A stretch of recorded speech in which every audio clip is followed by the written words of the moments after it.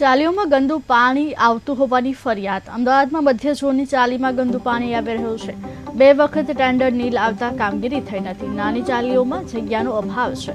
Tender ભરાતા નથી। શું કોન્ટ્રાક્ટરની મોટા કામોમાં મલાઈ ખાવામાં જ રસ છે? તે સૌથી મોટો સવાલ। તો એમાં રોડ કંજક્ટર 3-4 ફૂટની ગલીઓ હોય ચાલીઓમાં, તો એના હિસાબે જગ્યા નહીં હોવાના કારણે કોન્ટ્રાક્ટરો ટેન્ડર ભરવાથી દૂર રહેતા હોય છે। એટલે 2 વખત એક નીલ આવ્યું છે ટેન્ડર। આ વખતે ચૂંટણી આચારસંહિતાના હિસાબે થોડું ખેંચાઈ ગયું।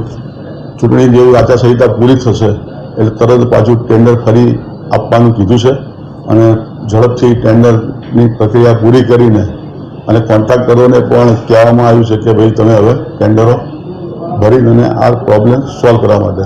મૂળ જગ્યા નાની હોવાના કારણે કોન્ટ્રાક્ટરો ટેન્ડરો ભરતા નથી, કારણ કે પાઇપો મૂકે ત્યાં, ખોદે ત્યાં 3-4 ફૂટની નાની ગલી હોય। હવે એની અંદર